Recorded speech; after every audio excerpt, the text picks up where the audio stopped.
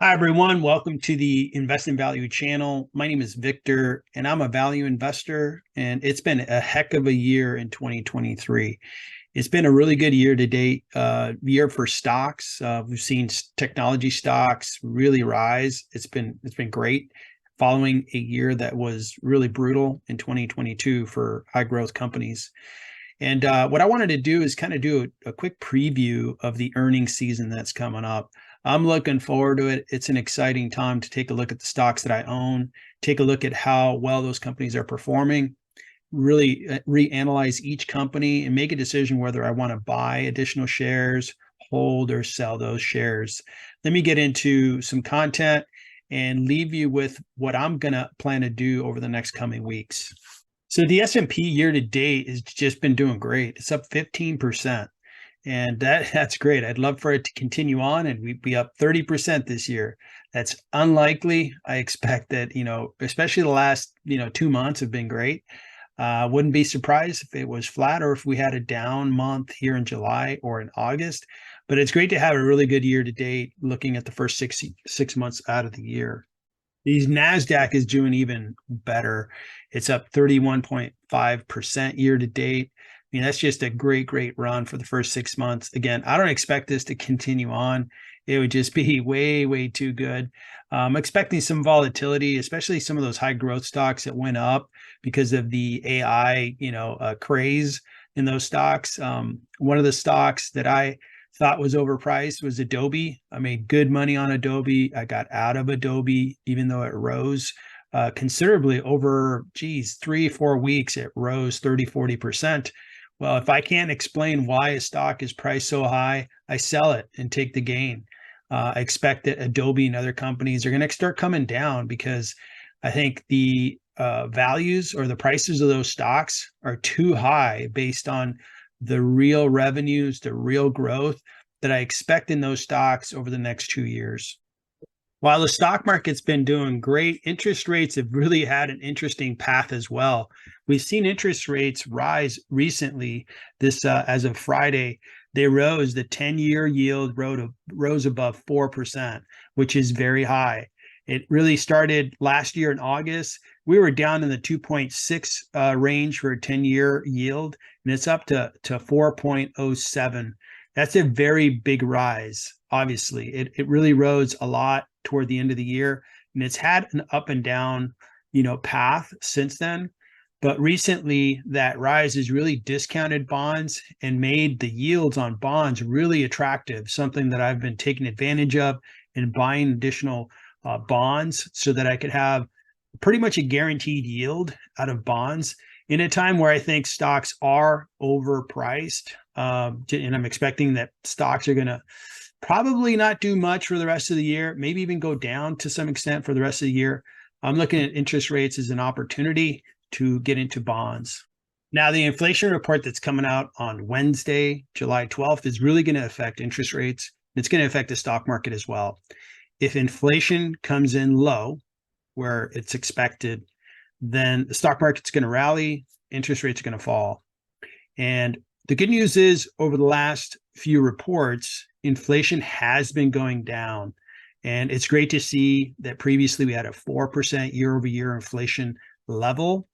If you recall, last year we were in the nines. So it's great to see inflation is coming down.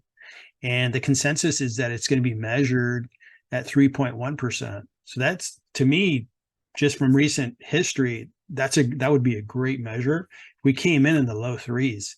If it beat that number, let's say it was below 3.1, the stock market's going to rally because the time of high interest rate hikes is going to be over, and the stock market's going to have a big relief rally. Interest rates will fall.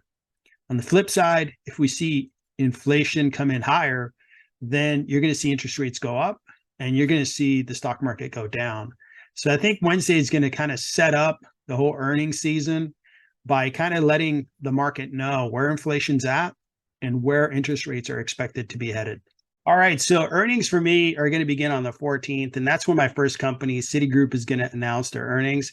It'll be great to see a bank announce their earnings. I think banks have been hit hard in 2023 with the whole mid-sized bank meltdown that happened a couple months ago. I think all those things are kind of behind us. So Citigroup, Ally Financial should do well. So it'd be great to see their earnings. A nice defensive stock in Elevance that I own. Good company. They do health insurance. So nice, stable company. We'll see how they're growing their user base. Netflix has been just on a tear in 2023.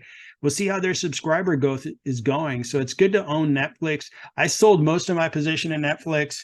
I made good money on it, but I just felt like the stock can't go up much more. One of the big winners for me in 2023 has been United, and people just want to travel in 2023. So it's great to own United, and I'm looking forward to seeing what they have to say on the 19th. Union Pacific is a nice, stable company. I've been buying into that company in 2023, and it's good to have a railroad in my portfolio, and they announce on the 20th. I'm going to skip down to ADM. ADM is a nice food company, nice and stable. I'm trying to buy more into, safety stocks, good defensive stocks, because I think tech stocks are a little too high priced. Speaking of tech stocks, Alphabet is going to announce their earnings on the 25th. It'll be very interesting to see how their AI initiatives are going and how their cloud business is going. Alphabet is one of my big holdings, so it's an important stock in my portfolio. But really, the big stock for me this year has been Meta. It's my biggest holding right now. They have just been doing great. They've doubled in value if you compare 2022 to 2023, and they announced their earnings on the 26th. So they've been doing a lot of things right. So it's great to own Meta. Amazon's been just a great performer for me. Great to own Amazon, and they announced on the 27th. A mid-sized bank, Midland States Bank, announces on the 27th. I think banks have been, punished by the mid-sized bank kind of meltdown that happened earlier this year. So it'd be great to see what they have to say. And then the last one I'll pick out is Chevron. This is my second biggest holding. It's just been a great stock to own for 20 plus years. They pay a high dividend. And energy's been really, over the last couple of years, a great performer. Oil prices are down this year, but I'll be very curious to see what Chevron has to say when they announce their earnings on the 28th. Now, with interest rates going up, it opens up the opportunity to buy bonds and make a very good yield. For example, 11% on Pemex, which is for a bond down with an oil company down in Mexico. I think it's a reasonable risk to buy a bond. It doesn't move as far as as much as stocks do, and you can make 11% on Pemex. I'm certainly making that amount, so I'm buying into Pemex. I'm buying into bonds that have a duration of, I would say, 3 to 10 years. And another example would be Bell South, very, very low risk, 6% yield. Comerica, you may recognize that bank. I think a very low risk, make 8%. General Motors, we know they're an automotive company, makes 6%. Pacific Gas and Electric over here on the West Coast makes 6%. Now, these yields I really like, especially feeling like, hey, tech stocks have really run up in value. How can I lock in some yield for the remainder of 2023 and go into 2024? And I think bonds are going to do the trick for my portfolio in getting that assured yield in my portfolio. All right, so just to recap, where I see this earnings season going and what I'm doing for the remainder of this year. Year to date, we've seen high interest rates. No big surprise. High interest rates are really affecting a lot of things, including the fact that bonds have a very high yield. So I'm seeing that as a great opportunity. It's been great that stocks have run up so much year to date. The S&P and the NASDAQ have seen, especially big cap technology stocks, just run up in value. That's great. I'll take the gains. Thank you very much. But it's just a fact that, what goes up is likely going to come down. In 2023, I expect inflation to go down slowly. It's been creeping down, which is great. We're down to, I think, a acceptable level of inflation, and that's a really good news. Earnings, I expect, will be modest. I'm not expecting just gangbuster growth. I'm just expecting companies to just meet their expectations. A few of them will disappoint. I think more will disappoint then will surprise to the upside in this season. Defensive stocks, I think, are the place to really look at, to really get stocks that are going to perform over the next couple of years.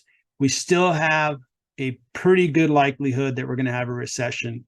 Is it going to be bad? Probably not. It's probably going to be a smaller recession compared to other recessions in the past. But the fact is that, I think defensive stocks are a good place to be at this time. My plan is to buy more bonds.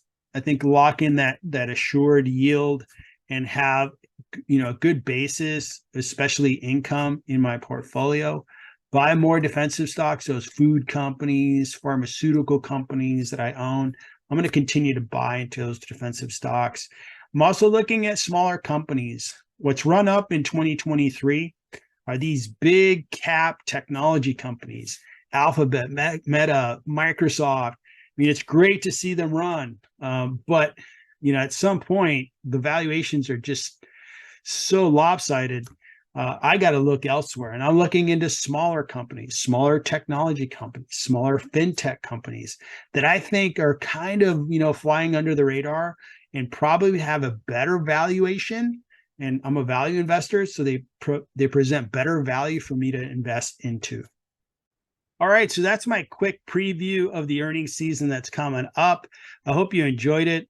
I think that this year has been a very fun year to invest, a lot of good appreciation, and I'd love for it to continue, but I'm not expecting it to. I'm going to play it defensively for the remainder of the year, try to lock in some of those gains and get into some of those defensive stocks and bonds that will help me get a very good yield for the remainder of 2023 and really have a good start to 2024.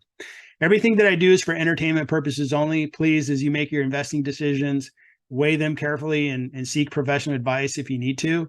Let me wish you the best of success in 2023, and thank you for watching.